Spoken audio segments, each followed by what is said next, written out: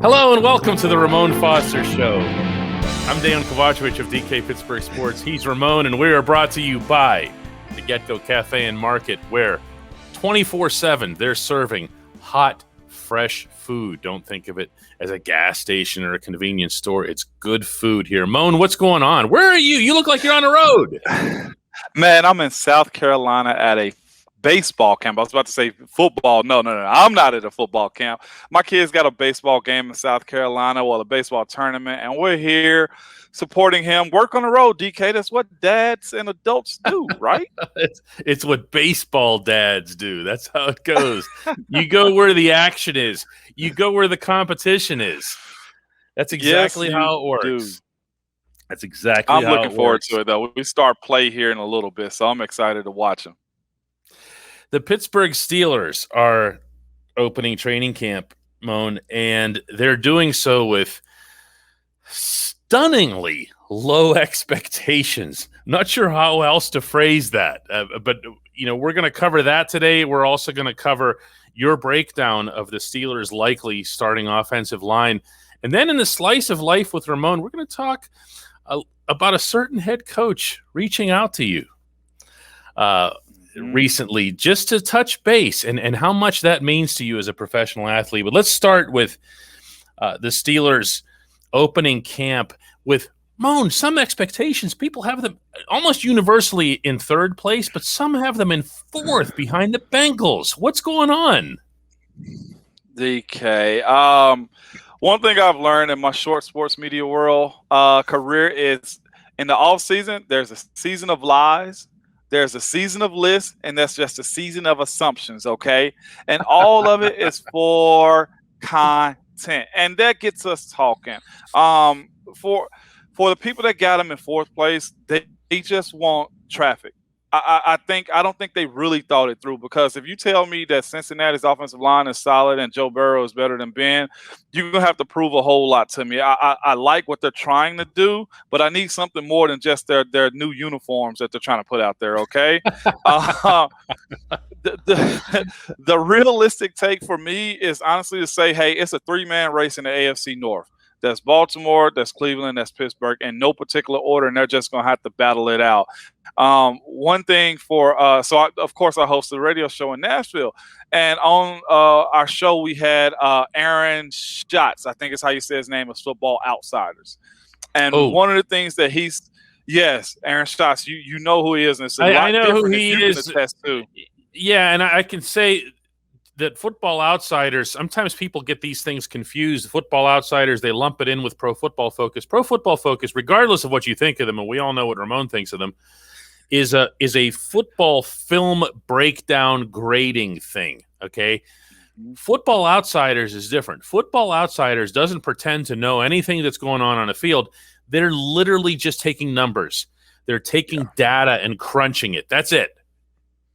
Yeah, so my co-host asked the question about Jason Martin is my co-host, and I asked the question about, how does he view Ben Roethlisberger and the Steelers? And his response was, I view them being better than everybody else have them being this year. As far as Ben's play, as far as the Steelers as a team, he's like, you got to look at the history of this team. They never do bad. They might have a bad spell or two, but they never do bad. And he was like, I don't know where he's going to place the Steelers as far as their finish, because he didn't really just say that because he wants you to go read the Football Outsiders Almanac. But it goes into him saying that this team is solid.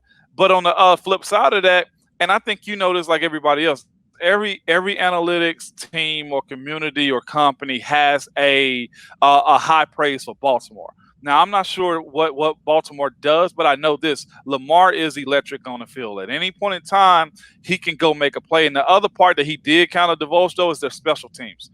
They're always a special teams. You got to go through the gauntlet when you play Baltimore, and they make plays that way. What I'm looking for from the Steelers is them to compete and put themselves in position to finish better than what everybody else says. Now, whether that's one or two, I think you could have two teams from the AFC North make the playoffs, maybe three, depending on what other conferences do. I think the AFC South is I don't think it's as good as the North because I cover them, and I don't know what Carson Wentz is going to do in Indy. But I see 2, maybe 3 teams coming out of the AFC North when it comes down to playoffs. I see this team definitely above 500. It's just a matter of how can they close out those games, because they're going to have to play some really good talent this year when it breaks down to them winning the AFC North last year. Yeah, it's the challenge is definitely there in front of this team on a lot of fronts. We're gonna get to the main front in our second segment today, that meaning the offensive line. But as I look at the Steelers relative to the rest of these teams, just again staying within the North, what I ask myself is this: look at the elite talent that was on this team and remains on this team. Look what was lost, principally Bud Dupree, and I say this respectfully, Mike Hilton to the Bengals. But I don't look at those two pieces, especially since they've been replaced by Cam Sutton and Alex Highsmith and Alex Highsmith at the right edge. I don't say, oh no, it's falling apart. And then you add Najee Harris to address the one ugliest weakness of this football team emphatically, and then from there you're just saying, they stink. Yeah, like, I'm not connecting the dots here. I know that sounds homerish, okay, but I don't care. It doesn't make sense to me. Like, and this is the thing, and I know I've said this on DK Pittsburgh Sports, and I know I've said this almost everywhere. It's some teams that reload, and it's some teams that rebuild. Pittsburgh is a team, man, that reloads. Like you said, okay, Bud is gone, but you look at Alex Highsmith, and I don't want to give too much because our slice of life. I want to give a piece of the conversation we had about what's the process. But I know this: Pittsburgh has a knack of finding guys or getting the right guys for the situation. The signing of Melvin Ingram, which we didn't bring up just yet. Like, you miss Bud, and Bud counts a lot, but you have to. What they realized, they got to go get 2 people to replace what his production potentially was. Melvin Ingram is still a guy that has a lot of good ball in him. I think we got to get past looking past the 30-year-old saying he's washed up. I think the athlete is different. Guys train year-round now, and barring an injury, you're going to get a lot out of Melvin Ingram. And on top of that, if you don't, I think what you find in Alex Highsmith, man, is going to be something that's very Lamar Woodley-esque. You know what I'm saying? Like, I like that comparison with him because he fits that mold a little bit. And when you're in Pittsburgh and you're trying to find a replacement for a position, the one thing they've been consistent with, whether they made it to a second contract or not, has been the ability to find an outside rusher. Jarvis Jones, even still, did well. Jason Worrells basically walked away from the game on his own accord after he got his tender. So you can't say that they didn't find the right guy or guys, i.e. Alex Highsmith, Melvin Ingram, to caveat what that offense is still bringing back.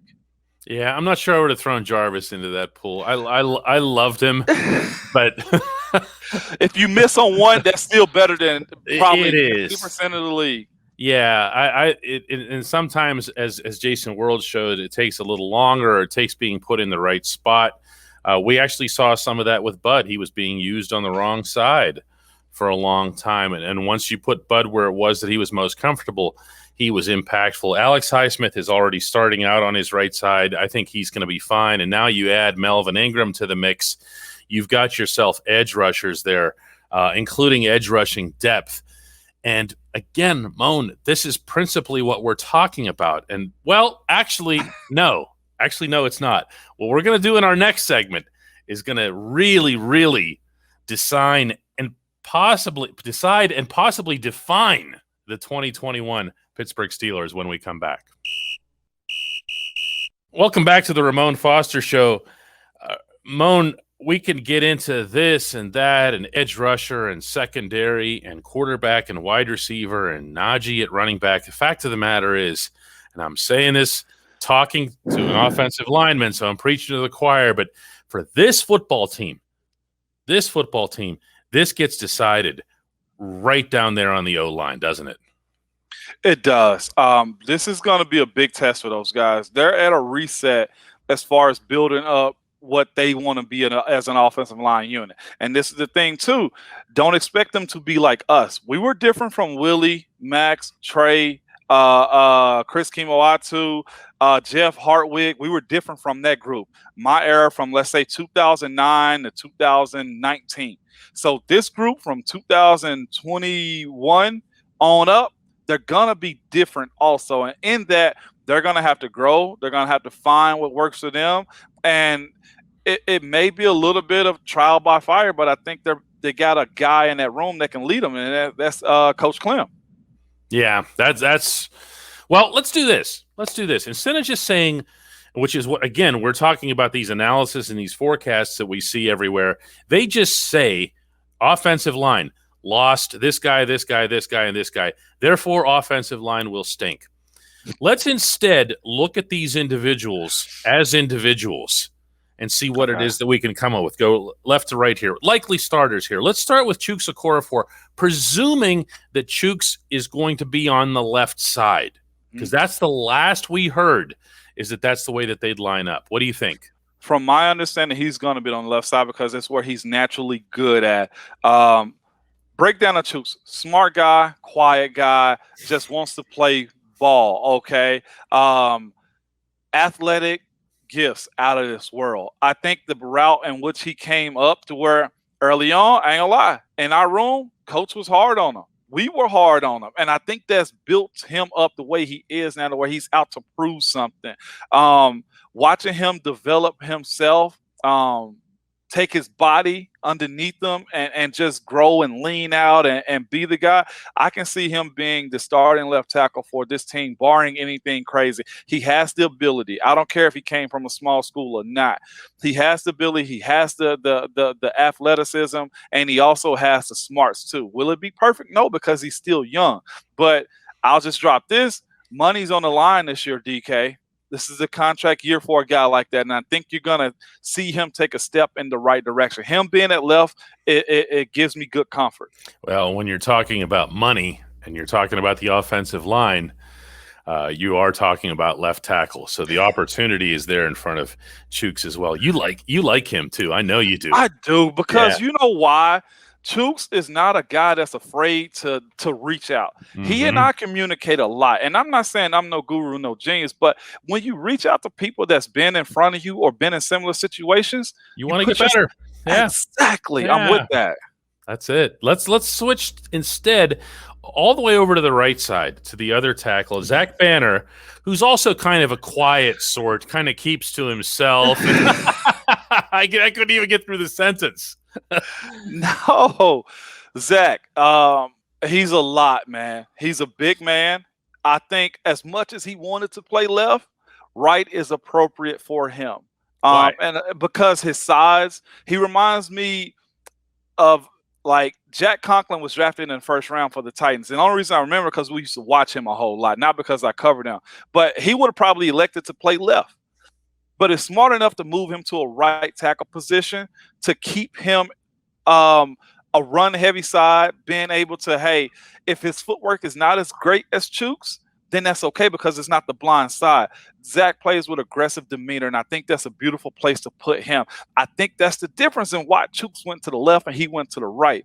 It's just the edge and athleticism. And Zach is a big dancing bear. He's going to get it done. And I'll say this too, just aside from the fact, Zach has put himself up against the wall a little bit with social media, with just him being vocal. And you know how Pittsburgh doesn't forget anything. If you're going to be the guy that's going to be on the front of, let's say, all things that's in the news, when it comes down to the game, you better show up and prove. You better perform. And you know what? He knows that. And he knows that. I think he's comfortable with that. Ramon, we were at, I don't even know if I told you about this, but we're at mini camp, and, he's still not participating in full drills at the time, right? Yeah. And he's walking, every time he'd walk past where we were, the reporters, he'd look up and say, question mark, huh? Question mark, because somebody up there, I don't even know who, it wasn't me. I wouldn't care if it was. Yeah. But he was saying question mark, as I guess somebody referred to him as a question mark. And again, his spirit is such that he's not being mean. He's having fun with you. Yeah. Whereas if it was James Harrison, it'd be like, Question mark, huh? You better make sure your tires aren't on flat. It's in your car. To that point, I think he's going to be fine. If he's in a box, I'll say this, he's not afraid to reach out either and be like, hey, Mon, what do I do in this situation? That's the beauty of having relationships with those guys and just trying to help them grow as pros, man. Zach has done a lot as far as his off-the-field stuff. Now I think we'll see him shut up and play. If he has a bad day or bad whatever, me seeing him respond to that is going to be very interesting, man, because, again, he's taking on all of everything social media to a point, and that's fine because all guys do these days. Yeah, you just don't see linemen do it. But we also saw Zach last year, in entering training camp. He tuned out the social. Yeah. He focused in on literally winning the job, which he did by beating out Chooks at right tackle. But he did damn good too, and he did it against TJ Watt, and the two of them were ripping each other's hair out by the end of it. Let's go to the inside. This is in my mind a lot murkier. On the left side, your old spot, we've got Kevin Dotson. He had the 5 starts last year in place of Matt Filer. Played very aggressively. I thought was especially effective on the run block and in a way stood out at times because of that aggressiveness contrasted to some of the other guys that were there that weren't getting as much of a push. Yeah, he's got some questions around him. And I think his questions are simply just him being a young guy. Like you said, he got a chance to wet his beak a little bit last year, and it'll be interesting to see his growth. I know he's feel like he has to take on this challenge in his offseason to show that he belongs, and I think that's a good place to be. It's always got to be that one guy that say, hey, notice me. And I don't know. I know he don't say a whole lot, but it'll be good to see his growth. He's essentially with a non-communicating guy on the left side of the line of scrimmage. So the way they go about their game plan as far as who's doing what and making sure they're on the same page is going to be very, very crucial. Clem has got to be on top of him, probably more than Chooks, because Chooks knows what to do. It's a matter of making sure that they're on the same page and getting the job done. I like him. He's a strong guy. He shows that he likes to play with a chip on his shoulder, and he's a guy that's small school that has to show that he belongs. It's very interesting to see what he's going to be. I saw he showed up to camp with a Jerome Bettis jersey on. That's a good homage to pay right there, simply because I don't know, he's saying, hey, watch us dominate the run game, or just I know he grew up as a Steelers fan as a kid. So he reminds me a little bit of the attitude that BJ Finney kind of had, to where he's a fan, and now he's living out his dream. The thing that he's got to realize, living out that dream also comes with producing on the field. From my understanding, I think he's going to be fine, but it's a matter of keeping his focus on the field. And I've never seen that be an issue, but when you get more playing time, DK, things seem to change a little bit. It's as good a time as any to point out that absolutely zero of these positions, starting positions, are in cement. The head coach has made that clear to all of the participants. The head coach has made that clear to the positional coach, Adrian Clem. And by the way, he's made it clear to us in the media. So that means anything goes here. It doesn't mean some guys aren't favored. The guys that we talked about almost certainly are going to be the left and right tackles, but none of that's been ordained, including left guard, which is, you mentioned BJ. It's a good time to go to him.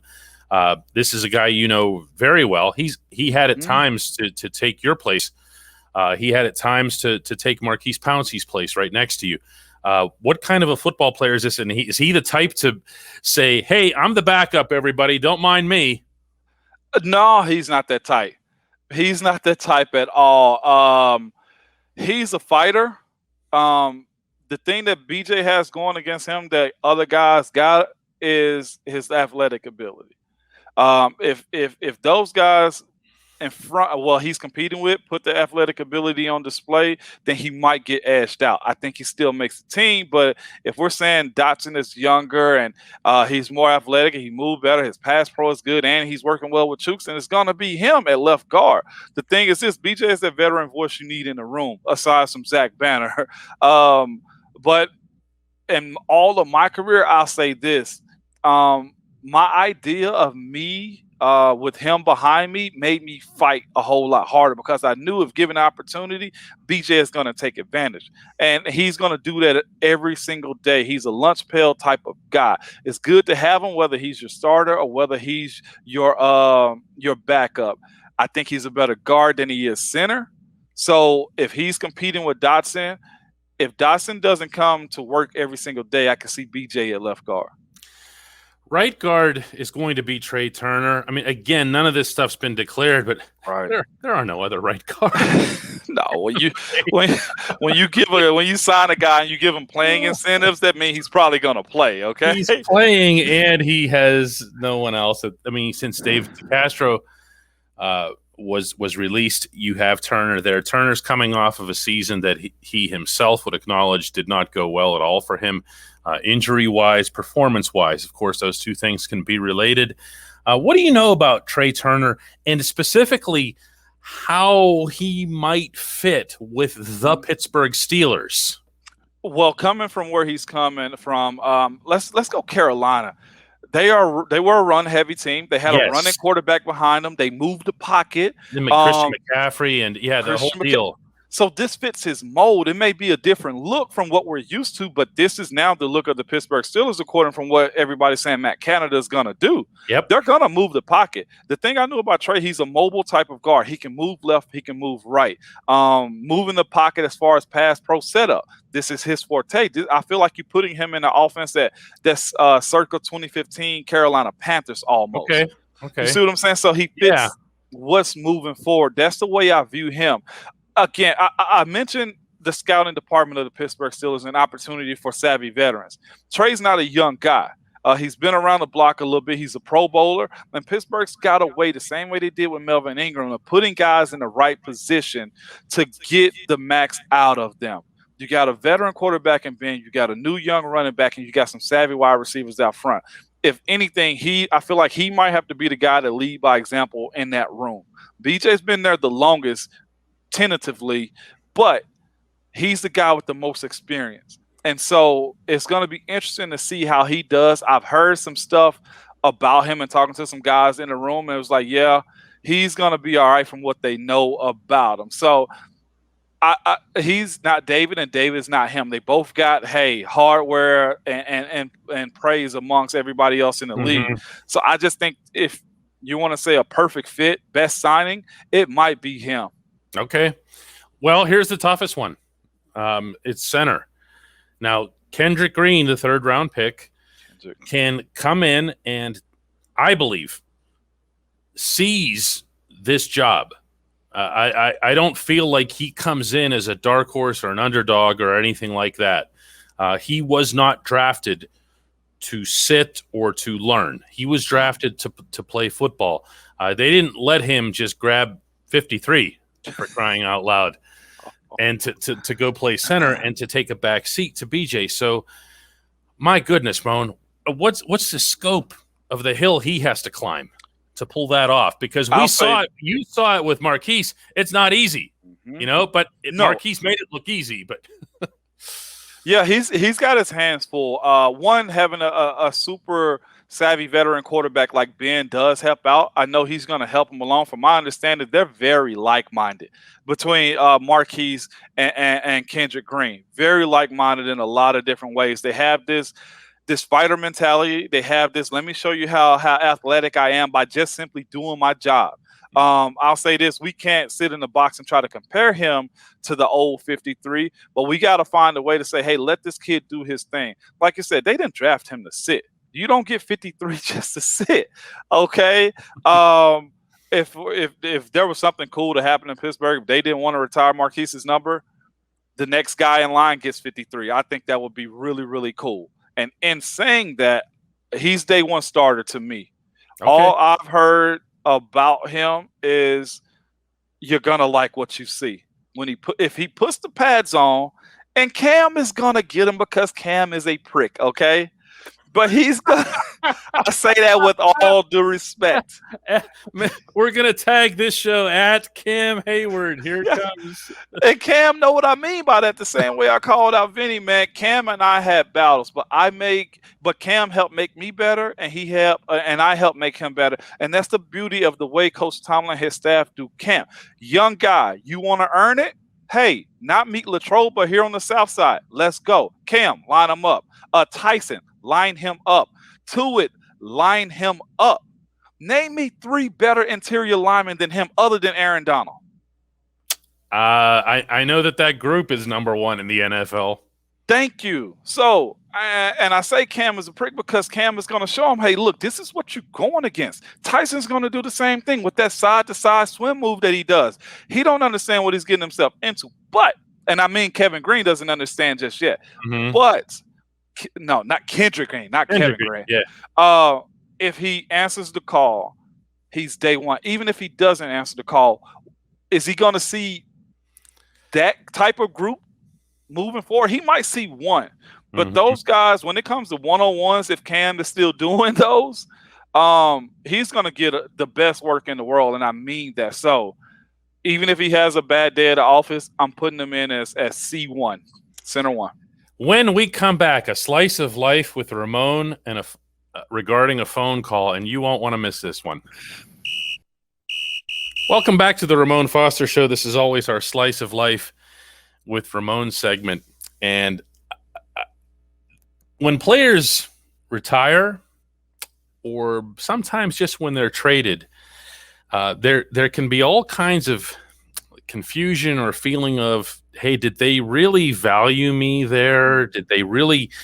I know I talked to Marcus Gilbert a lot after he went to the Arizona Cardinals. We communicated a lot, and he had some of those feelings, like, I'm a Pittsburgh Steeler, this is who I am. This is what I was fighting for all this time, and now all of a sudden I'm not. You got a phone call from a certain head coach the other day that just came out of the blue. Oh, I did, man. And to Gil's point and what your statements earlier, that's so true. You don't want to feel like the balled up piece of paper that's thrown into the trash can in the corner, and you missed the shot. You don't even get a hey. You don't want that. And as boastful as football players, as confident as pros are in general, you want the feeling of appreciation, especially in football, because it's just so doggone much. I literally put my body on the line for you. And last Thursday, I got a phone call out of the blue. I was on the phone with my wife. I was like, hey, babe, I gotta call you back. Coach T's on the other end. And she's like, oh, Lord. I was like, oh, that's probably nothing bad. She's thinking Mike Tomlin wants to hire my husband back. What's going on here? Probably. So we get on the phone, and I'm like, Coach T. He's like, moan. And I'm like, oh, this is a good call right here, then. That's a good one, yeah. So, man, we get on the call. Number one, we hadn't I've texted him here and there. He said something. We're in the same fraternity, so we send each other Happy Founders Day and stuff like that. But we hadn't had a phone call. And we sat on the phone for about 40, 45 minutes, maybe close to an hour, just conversating. Wow.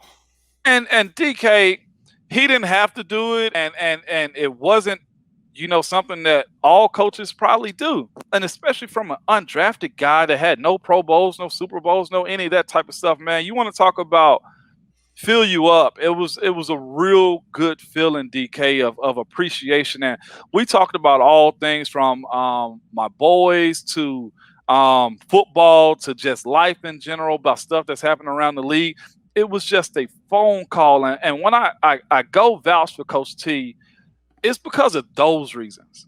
Coaches don't do that. We heard guys talk about Andy Reid and how he's treated his former players. Like, when you have those type of coaches, whether you say, well, you've come up short in the Super Bowl and we hadn't had a Lombardi, like, that's fine. And I think we need to realize that's a hard task to do. And maybe we did come up short, DK, but there is a GOAT that's still playing right now that kind of put a friggin' breaker. The guy in Tampa, yeah. And Tampa, who's put a friggin' speed bump in front of everybody's chase for the Lombardi trophy, man. And you just got to kind of tip your hat and say, they just got us. But I'll say this, if you guys ever feeling like you want to get rid of Mike Tomlin in Pittsburgh, do it. But there'll be probably 20 other teams lining up to get a guy like him in their building, man, simply because of those relationships. And when I tell you, man, when you get the Tomlinisms and the way he talked to you, one, like a man, and then the expectations of you for your job, not for his sake, but for your sake. That's why guys are willing to run through a wall for him or say, it ain't many that can say something bad about him. That's the part that jumps out here, Ramon, of this story here. Regardless, and I know, you've told me off camera, you guys talked about, you talked about football, you talked about certain players, things that he needs help with, things that he wants your advice for. He doesn't have to do that. No. He's been in the league with this team for more than a decade. He has maybe the most secure job of any coach in the NFL, aside from the guy in Foxborough, and maybe the guy in Kansas City. I don't know, probably even more than him. But he doesn't have to do that. He's not doing it to curry favor. He's not doing it for, certainly, my goodness, for the publicity. Mm-hmm. It has to be understood whenever we're talking about things like the Steelers and that sense of family. Now, I'm not talking about Mike Tomlin. I'm talking about everybody, because I'm sure you've gotten outreaches from Rooney. I'll say this: I've talked to Kev, I've talked to Dan Rooney, the young son. I've talked to coaches. Still, I've had random coaches give me calling. This is since you've retired. This is since you've retired. When theoretically, I say this with immense respect, theoretically, you are no longer of use to them. Like, you know what I'm saying? Like, you're not going out there on Sunday. They just want you to stay part of their family. Yeah, and that's the beauty of, like, if you're a Steeler fan, if you meet somebody in San Diego and Washington and New York, like, you feel like they are a part of your family too. It's a different feeling. It's a different fan base. And I think it starts because of just going back to the Chief. Like, the stories I've heard about him just walking up and down the north side of Pittsburgh was when it wasn't the most favorable place to live at.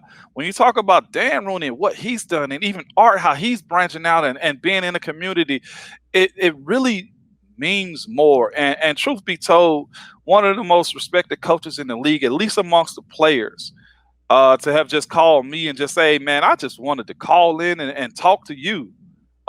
When, there's so many other guys that's done probably more as far as hardware for him, that meant a lot, man. And it came out of blue. I wasn't expecting it, but it's one of those things, DK, is just like, that's just a cool thing, man. And that's how if he's doing it with me and he's building those relationships with everybody else, you see how he can try to get the best out of guys, man. And that's why I ran through walls from. I'm watching that clip that was posted on social media about Najee and the catch he made and his mindset as well. I'm going to just save you for Devin Bush.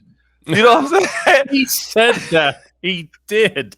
He said, I like matchups. For anybody who didn't see this was from minicamp, where he basically is telling Najee Harris and Devin Bush, I'm going to line you guys up head to head the whole camp because I like that.